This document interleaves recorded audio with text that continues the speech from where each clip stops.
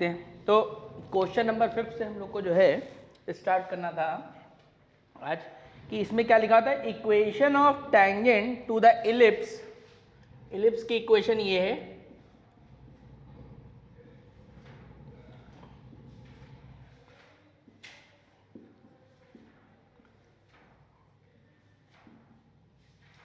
और हमें क्या निकालनी थी कि tangent passing through the point 2, 3, यानी हमारी जो टैंजेंट है वो 2, 3 से पास हो रही है।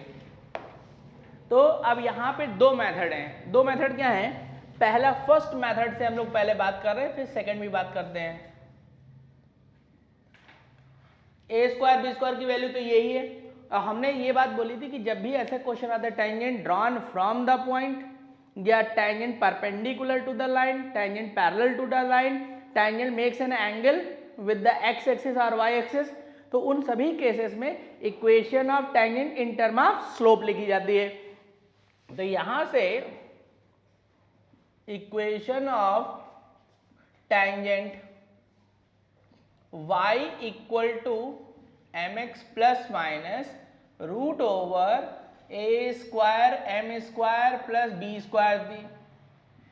तो y बराबर m x plus minus 16 m square plus 9, ये इक्वेशन ए आ गई। और ये टेंजेंट इस पॉइंट से पास हो रही है, तो ये पॉइंट इसको क्या करेगा, सेटिस्फाई। अब इसको हम लोग सेटिस्फाई करा देते हैं और फिर इसको नॉर्मली सॉल्व करा जाएगा m के लिए। तो अब इसको सॉल्व कर लेते हैं, स्क्वायरिंग बोथ द साइड वगैरह करके, जैसे नॉर्मल सॉल्व करते हैं सॉल्व कर देते हैं। तो यहाँ से ये वैल्यू आ गई, फाइनली 9 से 9 कैंसिल हो जाएगा और ये 12m कॉमन हो गया। तो ये m प्लस 1 इक्वल टू 0, तो एक m का वैल्यू 0 और एक m का वैल्यू क्या आ जाएगा, -1। अब यहां से हमें एक पॉइंट ये देखना पड़ेगा, क्या देखना पड़ेगा, क्या सोचना पड़ेगा, पहले वो सोच लेते, सोचना क्या है। बात ये है कि m की दो वैल्यू आ गई, ये तो हमको पता है, लेकिन हमें ये भी तो पता है कि आउटसाइड पॉइंट से इलिप्स में केवल दो ही टेंजेंट ड्रॉ होंगी। तो अगर मैं ये m की वैल्यू 0 लेता हूं, तो यहां से देखो m 0 रखेंगे तो प्लस माइनस यानी दो टेंजेंट, फिर m की वैल्यू -1 रखेंगे तो फिर से प्लस माइनस यानी फिर से दो टेंजेंट। तो टेंजेंट हो गई कितनी, 4 होनी चाहिए, कितनी, तो यानी कि इसके अंदर दो एक्स्ट्रा हैं।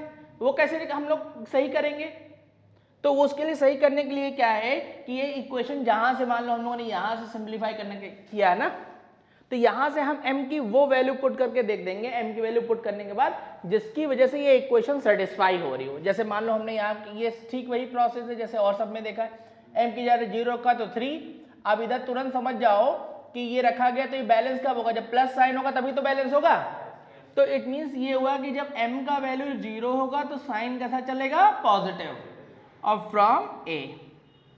तो यहां से इक्वेशन क्या आ जाएगी,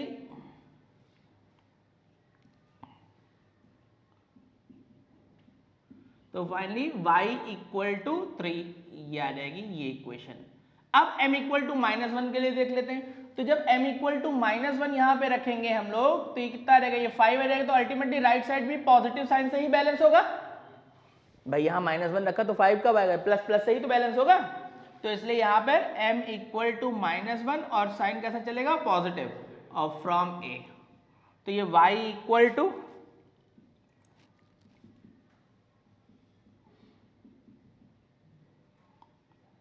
और साइन कैसा चल रहा था, पॉजिटिव चल रहा था, तो y माइनस एक्स प्लस ये 5 आ जाएगा। तो finally x plus y equal to 5। तो ये था हम लोग का फर्स्ट मेथड जिससे हम लोगों ने कैलकुलेशन करी। अब इसके आगे फिर इसी चीज को देखते हैं सेकंड मेथड से। आते हैं इसके सेकंड मेथड पे। तो सेकंड मेथड क्या है, टेंजेंट क्या है, लाइन ही है, और लाइन की इक्वेशन के लिए हमेशा पॉइंट की जरूरत होती है और क्या, स्लोप।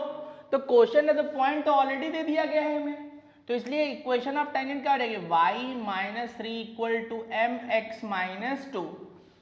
और ये लाइन इलिप्स की टेंजेंट होनी चाहिए, तो हमें कंडीशन ऑफ टेंजेंसी का इस्तेमाल करना होगा। तो इसलिए पहले इसको सही करके लिख लेता हूं मैं, ये हो गया। तो यहां से अब ये लाइन कैसे होगी, y equal to mx plus CL/, m का वैल्यू दिस हो गया, c का वैल्यू 3 - 2m। और इलिप्स के लिए कंडीशन ऑफ टेंजेंसी क्या थी, तो इलिप्स के लिए कंडीशन ऑफ टेंजेंसी थी c² इक्वल टू a² यहाँ एम स्क्वायर को हमने कैपिटल एम स्क्वायर लिख दिया है और प्लस बी स्क्वायर, सी की वैल्यू लिख देते हैं तो 3 minus 2m whole of square, a square 16, m की जगह स्मॉल एम, बी स्क्वायर 9, तो ये 9 plus 4 m square minus 12m equal to 16 m square plus 9, ये कैंसिल हो जाएगा। और कैंसिल हो जाने के बाद सारे टर्म अगर एक साइड हम लोग कर लेंगे तो देख लो ये कितना आ गया 12m square plus 12m equal to 0, और 12m कॉमन हो जाएगा तो सब लोग अगर ध्यान से देखें तो अभी तो ये वैल्यू ही तो हमने निकाली थी, देखो इसलिए हमने रफनिंग किया था, और ये m की वैल्यू 0 और -1 आ गई। तो इस मेथड में अब वो नहीं चेक करना पड़ेगा कि प्लस लेना है कि माइनस लेना है, ये सीधे m की वैल्यू इसमें चली जाएगी, आंसर आ जाएगा कि नहीं आ जाएगा। तो फ्रॉम a तो y -3, और ये चीज जो मेथड है, अब प्लस माइनस का चक्कर कहाँ रहता है, ये सिर्फ सर्किल में होगा, एलिप्स में होगा, और कहाँ होगा, हाइपरबोला में होगा। पैराबोला में इसलिए नहीं हो रहा था क्योंकि वहां पर इक्वेशन ऑफ टेंजेंट में जो था वो y equal to M x plus a by m थी, प्लस माइनस वाला चक्कर नहीं था, इसलिए चेक करने की जरूरत नहीं पड़ती थी, वहां सीधे m की वैल्यू आ जाती थी और डायरेक्ट इक्वेशन में क्या कर देते थे, पुट कर देते थे। तो ये आ गया, तो यहाँ से y इक्वल टू 3 आ गया। सिमिलरली अब जो है यहाँ से m इक्वल टू -1 से निकाल दोगे तो अब ये हमें लिखने की जरूरत नहीं है, आगे इक्वेशन तो यही आ ही जाएगी, तो इसको नोट कर लेंगे, फिर आगे बढ़ते हैं नेक्स्ट क्वेश्चन पे। तो देखते हैं नेक्स्ट क्वेश्चन। नेक्स्ट क्वेश्चन में क्या कह रहा है, if tangent at the point ये दे दिया गया है हम लोग को 4 cos 5, 16 upon root 11 sin 5 to the ellipse, ellipse की इक्वेशन ये दे दी गई है, और उसने कहा also tangent to the circle. अब एक बात सब लोग ध्यान दो यहाँ पर कि इसके ऊपर जो टेंजेंट खींची जा रही है वो सर्किल की भी टेंजेंट है। तो हम लोग को एक बात पता है, क्या बात पता है, पता ये है कि ये जो पॉइंट दिया गया है, ये पॉइंट कैसा दिख रहा है, a का वैल्यू है, ये b का वैल्यू है, तो ये a cos 5, b sin 5, तो दैट मीन्स ये पैरामीट्रिक फॉर्म हो गया। और पैरामीट्रिक फॉर्म में इक्वेशन ऑफ टेंजेंट इसकी लिखनी आती है हम लोग को, क्या हो जाएगी 16x स्क्वायर रिप्लेस हो जाएगा x, और ये किसका काम करने लग जाएगा x1 y1, तो यहां से कितना आ जाएगा 4 cos 5 प्लस 11 y, और y1 की value 16 upon root 11 sin 5 equal to 256। अब इसको हम लोग सिंप्लीफाई कर देंगे, 16 से ये कैंसिल हो जाएगा, फाइनली ये 16 आ जाएगा एक, और ये रूट ये कैंसिल हो जाएगा तो ये रूट 11, तो ये 4 cos 5x plus root 11 sin 5 equal to 16। अब क्वेश्चन में बात क्या बोली है, कह रहा है कि यही जो टेंजेंट है वो इस सर्किल की भी टेंजेंट है, तो फाई की वैल्यू बतानी है। और अगर हमें कोई लाइन किसी सर्किल की टेंजेंट होती है तो हम लोग को सीधे पता है कि perpendicular drawn from centre to the line equal to the radius of circle, यानी कंडीशन ऑफ टेंजेंसी लगा दूंगा, और जैसे कंडीशन ऑफ टेंजेंसी लगाऊंगा तो मुझे फाई की वैल्यू मिल जाएगी कि नहीं। और इस सर्किल का सेंटर कितना हो जाएगा यहाँ पर 1, 0, और रेडियस कितनी आ जाएगी, 4 आ जाएगी, ठीक है। तो अब P equal to A apply कर दे रहे हैं, तो यहाँ पर 4 cos 5x की जगह 1 प्लस रूट 11 sin 5, y की जगह 0 आ जाएगा, और -16 upon root over 4 cos 5 whole of square plus root 11 sin 5 whole of square equal to, और a की वैल्यू कितनी है 4, ये तो 0 हो जाएगा, तो बचेगा कितना 4 cos 5 -16 इक्वल टू 4, और ये आ जाएगा 16 cos square 5 plus 11 sin square 5, एक 4 कॉमन करके कैंसिल हो जाएगा यहाँ पर, तो बचेगा कितना cos 5 -4 equal to root over 16 cos square 5 plus 11 sin square 5, squaring both the side, तो cos 5 -4 whole of square 16 cos square 5 plus 11 sin square 5। अब नॉर्मल इसको नोट कर लोगे, ब्रैकेट ओपन करके अब सिंप्लीफाई कर देंगे जिससे 5 की वैल्यू आ जाएगी। तो अब इसको जब सॉल्व कर लोगे तो ये इक्वेशन आ गई, तो 2 cos 5 प्लस 5 इक्वल टू 0। तो ये डिफाइन नहीं होगी कि cos की मिनिमम वैल्यू -1 और मैक्सिमम वैल्यू क्या होती है +1, उससे बाहर चला गया इसलिए डिफाइन नहीं होगा। सेकेंड जो पॉइंट है ये क्या है, 2 cos 5 -1 बराबर 0, तो cos 5 बराबर 1/2। तो ये कितने डिग्री की वैल्यू, 60 डिग्री की। तो इसका मतलब फाई की जो वैल्यू बनेगी ±π/3। तो ये cos माइनस थीटा भी क्या होता है, cos थीटा ही होता है। तो फाइनल फाई की वैल्यू ±π/3 होगी, ये लिख लेंगे, सी ऑप्शन आ जाएगा ये हमारा। अब इसके आगे फिर नेक्स्ट क्वेश्चन देखते हैं।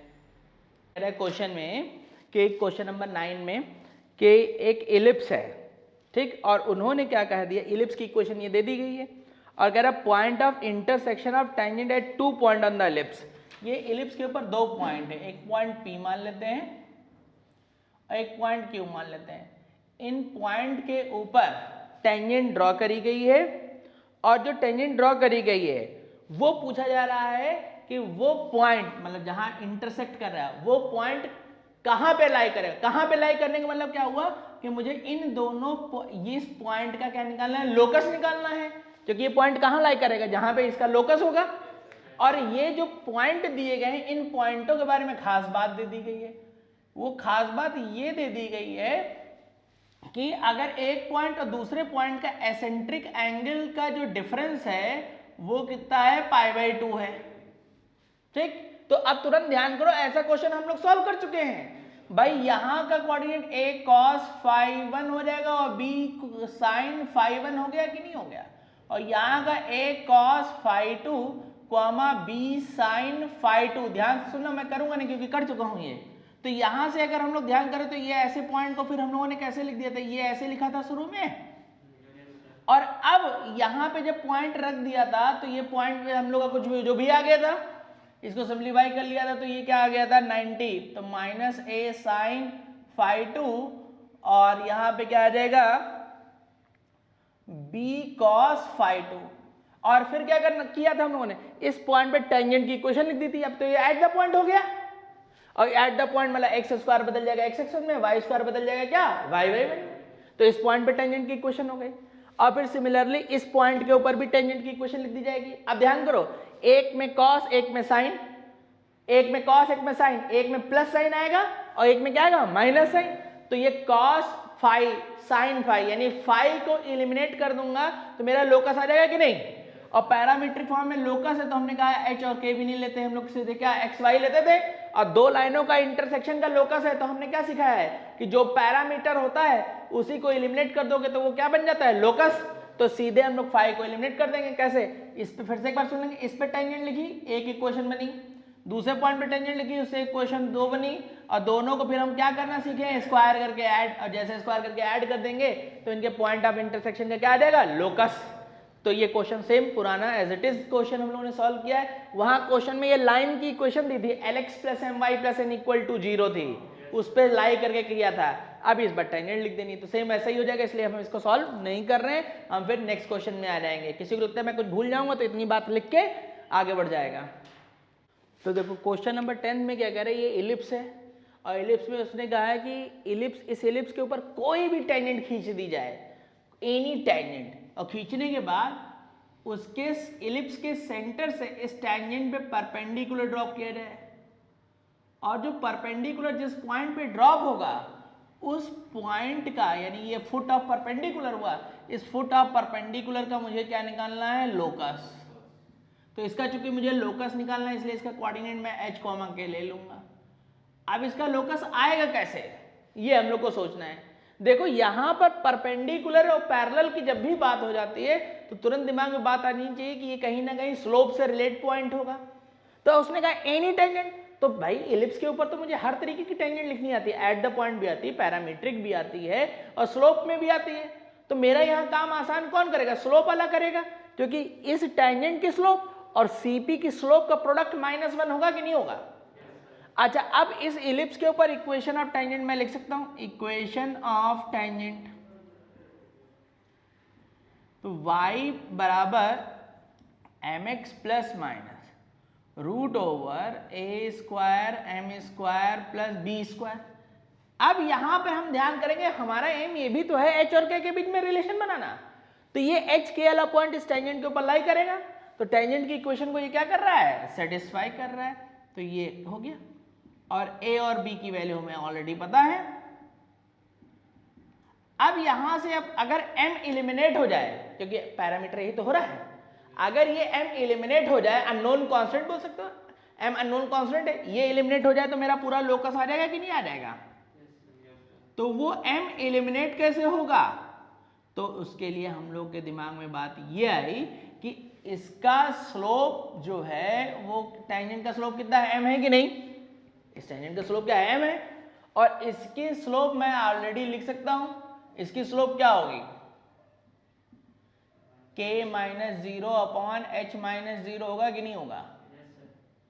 और अब इन दोनों की स्लोप का प्रोडक्ट क्या होना चाहिए, -1, तो यानी m इंटू के बाई एच इक्वल टू क्या होना चाहिए, -1, तो m की वैल्यू -h बाई के, और इस m की वैल्यू को मैं यहां पे पुट कर देता हूं, तो ये k प्लस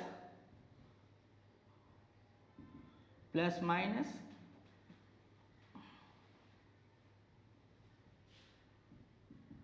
एलसीएम ले लेंगे यहां से, तो ये के square plus h square by के इक्वल टू प्लस माइनस ये 6h square plus 2k square upon के आ जाएगा, के से के ये कैंसिल कर देंगे और squaring both the side, k square plus h square whole of square equal to this, और अब h इक्वल टू एक्स और k इक्वल टू वाई आ जाएगा, तो ये x square plus y square whole of square 6x square plus 2y square, ये इसका locus आ गया, तो इसको नोट कर लेंगे, फिर आगे बढ़ते हैं। तो नेक्स्ट क्वेश्चन में क्या कह रहा है कि circle of radius r concentric with the ellipse, the common tangent is inclined to the major axis at an angle. तो यहाँ पर कॉन्सेंट्रिक सर्किल बोला गया जिसकी रेडियस r है, और फिर उसमें कॉमन टेंजेंट की बात करी गई। अब एक बात जरा सब लोग कॉमन सेंस से सोचें कि अगर रेडियस r जो है ये एलिप्स के मेजर एक्सिस के ग्रेटर हो जाए तो कॉमन टेंजेंट कभी बन ही नहीं पाएगी, क्योंकि अगर सर्किल ऐसा निकल गया अंदर एलिप्स ऐसा हो गया तो कहीं कॉमन टेंजेंट होगा क्या, पॉसिबल ही नहीं। तो इसका मतलब कि कॉमन टेंजेंट तभी हो पाएगी जब सर्किल इस एलिप्स को क्या कर रहा हो, इंटरसेक्ट कर रहा हो। अब अगर ये इस तरीके से इंटरसेक्ट कर रहा है तो यहां से अगर हम लोग देखना चाहें तो हम लोग ये बोल सकते हैं इसकी कॉमन टेंजेंट होगी ये देखो, अब इसमें कॉमन टेंजेंट तो मैं 4 बना सकता हूं, ये ऊपर मैंने बना दिया, नीचे इधर इधर कहीं भी बना सकते हो, तो एक कोई केस फिक्स कर लिया गया। अब ये जो क्वेश्चन ने कही है ये जो कॉमन टेंजेंट है, ये कॉमन टेंजेंट एक्सिस से कितना एंगल बना रही है ये हमें बताना है। तो जैसे बात आई एक्सिस से एंगल बनाने की, तो ये एक्सिस से एंगल टेंजेंट के ऐसा कौन सा चीज है जिसमें ये रिलेशन मिल पाएगा, तो एक्सिस से एंगल का relation m equal to tan theta में ही तो होता है। तो दैट मीन्स कि हमें इलिप्स की equation of tangent in term of slope लिखनी पड़ेगी। अब जब मैंने वो equation of tangent in term of slope लिखी तो यहां पर एक पॉइंट मुझे और भी ध्यान देना पड़ेगा, इलिप्स की इक्वेशन में a है और b है, क्या ध्यान देना पड़ेगा, यही टेंजेंट सर्किल की भी टेंजेंट है। तो अगर ये सर्किल की टेंजेंट है तो इसका मतलब कि इसमें p इक्वल टू a वाली कंडीशन सेटिस्फाई होनी चाहिए। और आप ध्यान करें सर्किल और एलिप्स कॉन्सेंट्रिक हैं, तो इसका मतलब सर्किल के सेंटर और एलिप्स का सेंटर आइडेंटिकल हो गया, और सर्किल के सेंटर से टेंजेंट पे ड्रॉ करेंगे हम परपेंडिकुलर, वो किसके इक्वल हो जाएगा, रेडियस के इक्वल हो जाएगा, यानी p इक्वल टू a वाली कंडीशन लगा दी जाएगी। यहाँ a का काम कौन कर रहा है, r। अब इसमें सारे टर्म एक साइड कर लोगे, m x की जगह भी 0 है, y की जगह भी 0 है,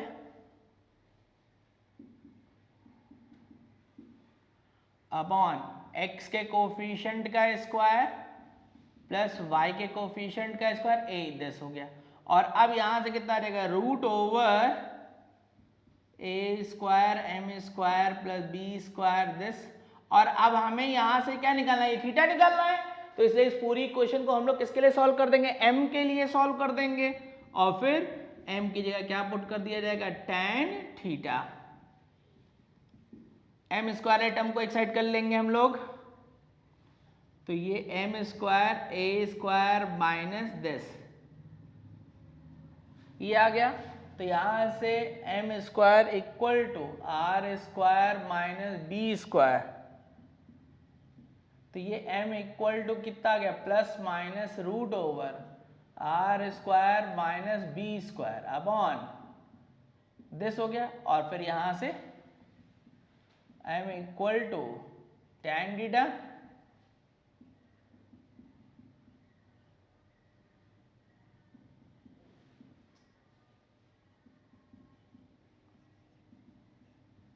तो theta equal to tan inverse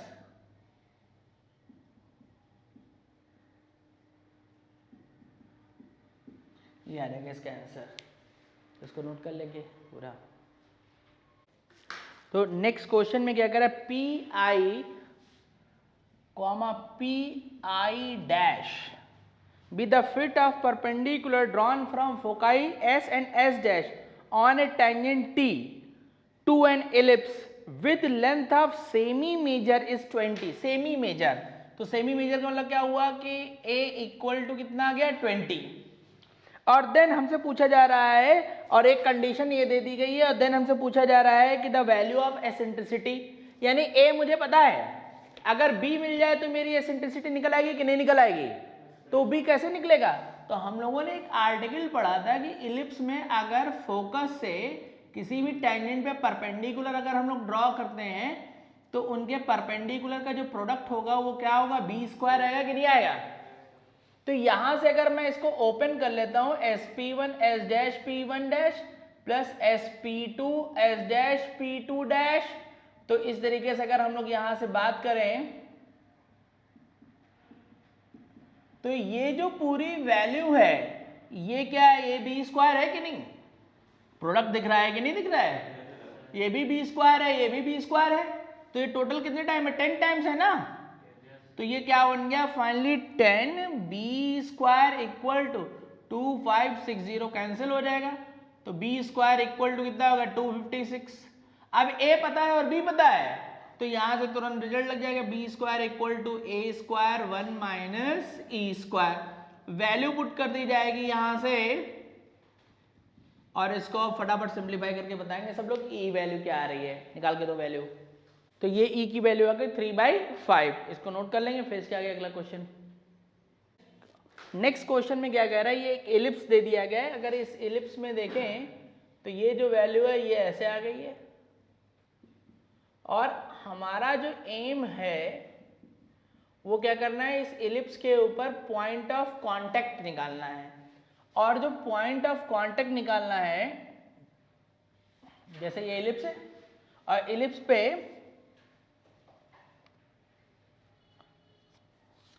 एक पॉइंट निकालना है जिसपे टेंजेंट, एक टेंजेंट की इक्वेशन ये है 8x इक्वल टू 9y, इस लाइन के पैरेलल है टेंजेंट, तो इस लाइन के पैरेलल टेंजेंट कौन सी हो सकती है, ये हो सकती है, ये हो सकती है, तो दैट मीन्स हमें दो पॉइंट ऑफ कांटेक्ट मिलेंगे। अब हम लोग सीखने क्या वाले हैं, सीखने ये वाले हैं कि कभी भी अगर एलिप्स के ऊपर कोई हमसे कहते हैं पॉइंट ऑफ कांटेक्ट निकालो, तो निकालना कैसे है, निकालना कैसे होगा, तो तुरंत सब लोग ध्यान रखेंगे, एलिप्स के ऊपर का पॉइंट मुझे पता है, और वो पॉइंट है हम लोग का पैरामीट्रिक कोऑर्डिनेट, ठीक। तो हमने यहां से इस एलिप्स के ऊपर पैरामीट्रिक कोऑर्डिनेट तुरंत लिख सकते हैं, पॉइंट क्या आ जाएगा, point a cos phi comma b sin phi, ये लिख जाएगा। और जब ये लिख गया तो ये cos फाई बाई 2 हो जाएगा, और ये sin फाई बाई 3 हो जाएगा। अच्छा, अब जो पॉइंट मुझे मिल गया तो ध्यान से देखो, ये जो पॉइंट है अगर इसके ऊपर मैं टेंजेंट खींचता हूं तो ये टेंजेंट इस लाइन के पैरेलल होगी कि नहीं होगी, तो इसका मतलब कि दोनों की स्लोप क्या होनी चाहिए, सेम, और जैसे मैं स्लोप सेम करूंगा तो फाई की वैल्यू मिलनी शुरू हो जाएगी, और वो फाई की वैल्यू मैं यहाँ रख दूंगा तो मुझे क्या मिल जाएगा, पॉइंट मिल जाएगा। तो यहाँ पे टेंजेंट की इक्वेशन, पॉइंट ऑलरेडी पता है, टेंजेंट की इक्वेशन लिख सकते हैं, तो इक्वेशन ऑफ टेंजेंट, इलिप्स और हाइपरबोला में पॉइंट कभी भी निकालना है तो पैरामीट्रिक कोऑर्डिनेट की हेल्प से ही निकालना है, और उसके बाद ये सोचना है कि मैं क्या सोचूं कि फाई निकल जाए। तो यहां से 4x ये हो गया 9y।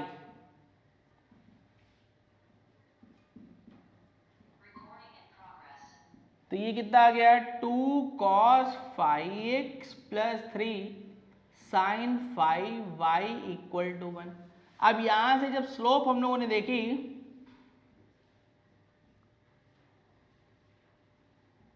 ये आ गई, और अब इस लाइन की स्लोप अगर देखेंगे तो 8/9 है। तो अकॉर्डिंग टू क्वेश्चन -2 cos 5, इसी को cot 5 भी लिख सकते हैं भाई, ये क्या है -2/3 cot 5 इक्वल टू 8/9। तो यहां से जो हम लोग के पास वैल्यू आ गई cot 5 इक्वल टू -4/3। अब जब cot 5 हमें पता है तो साइन और कॉस मैं निकाल सकता हूं। तो यहां से क्या आ जाएगा,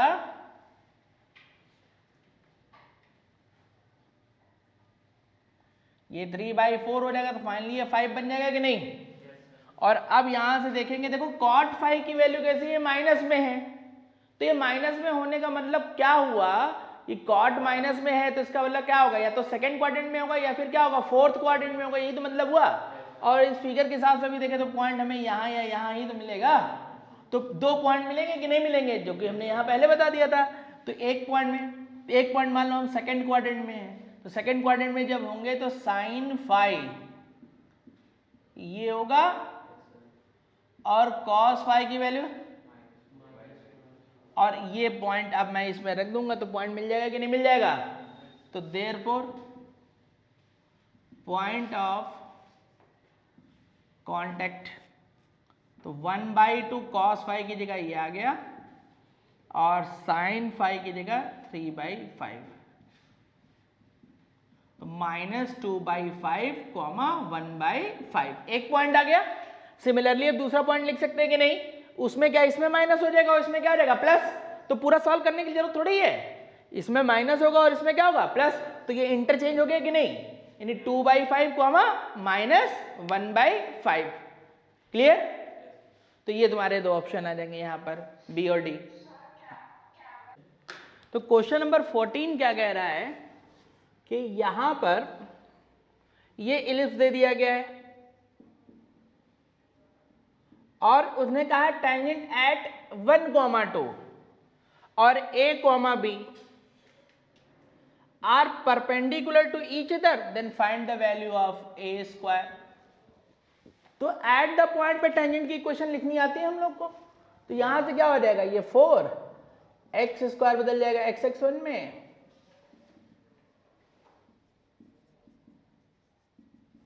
ये आ गया। तो यहां से m की वैल्यू जो आ गई वो -2 आ गई।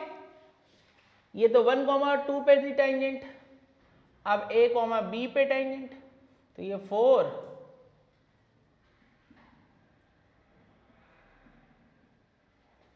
तो अब यहां से जब हम लोगों ने स्लोप निकाल ली, इसको m2 लिख देते हैं, और अब इनकी स्लोप का प्रोडक्ट क्या होगा -1, क्योंकि क्वेश्चन ने बोला है कि ये दोनों क्या है, परपेंडिकुलर हैं।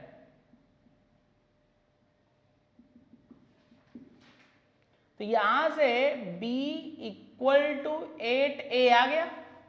अब बचा क्या, हमें a स्क्वायर की वैल्यू निकालनी, तो कैसे निकलेगी, तो भाई यहां पर a, b भी तो इलिप्स के ऊपर लाई कर रहा है, तो उसका लाइक इलिप्स की इक्वेशन को क्या करेगा, सेटिस्फाई करेगा, क्योंकि equation of tangent at the point बोला है। तो एट द मतलब 1, 2 भी लाई कर रहा है और a, b भी लाई कर रहा है।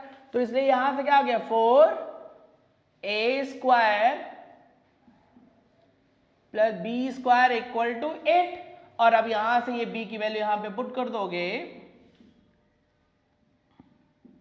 तो a स्क्वायर की वैल्यू आ जाएगी, फटाफट सॉल्व करके बताएंगे a स्क्वायर की वैल्यू क्या है।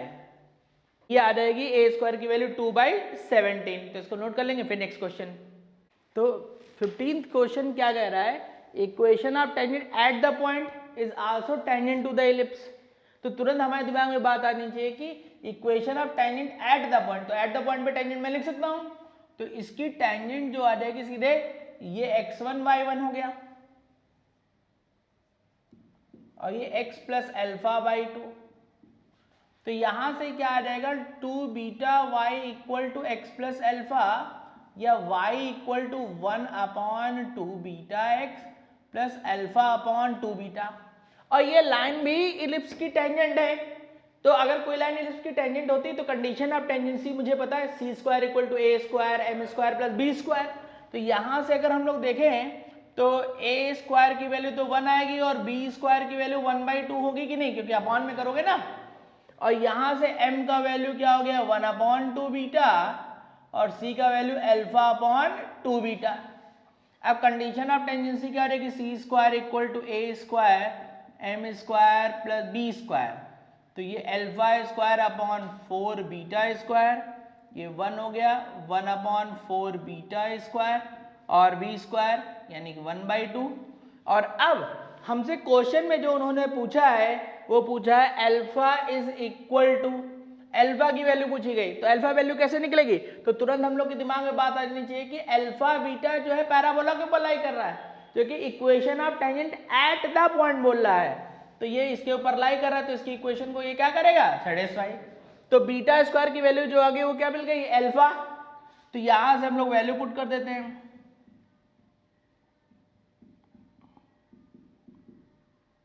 ये हो गया, ये कैंसिल हो जाएगा। और अब यहां alpha by 4 equal to 1/4 alpha plus 1/2। नॉर्मल इसको सिंप्लीफाई करके अल्फा की वैल्यू निकालेंगे, तो निकाल के बताओ कितनी वैल्यू आ रही है। तो क्वेश्चन नंबर 16 में क्या कह रहा है, ये इलिप्स की इक्वेशन दे दी गई है,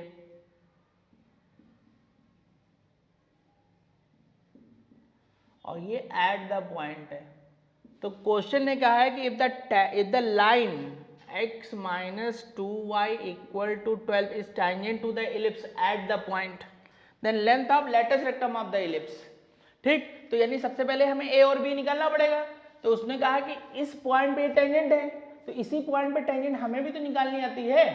तो हमने जो टेंजेंट निकालनी है और ये जो क्वेश्चन ने टेंजेंट दी है ये आपस में सेम होनी चाहिए कि नहीं होनी चाहिए।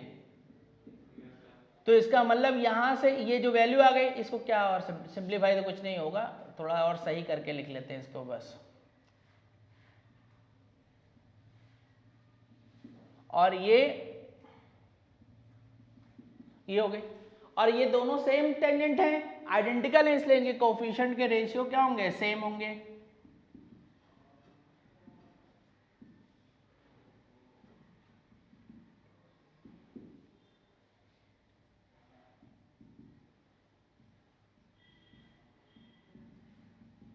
ये अब इससे इसको इक्वेट कर देंगे, इससे इसको इक्वेट कर देंगे, ए भी पता लग जाएगा, बी भी पता लग जाएगा। और अब ये बस देख लेना कि ए ग्रेटर है कि बी ग्रेटर है, क्योंकि उसके हिसाब से लेंथ ऑफ लेटस रेक्टम का फार्मूला बदल जाता है ना। तो बस अगर ए ग्रेटर होगा बी से तो 2b स्क्वायर अपॉन ए में वैल्यू रख दोगे, और अगर बी ग्रेटर होगा ए से तो 2a square upon B value रख जाएगी कि नहीं। तो ये जाके हम लोग का टेंजेंट का काम पूरा कंप्लीट हो गया है। अब इसके आगे फिर नेक्स्ट क्लास में देखते हैं बेटा। Thank you.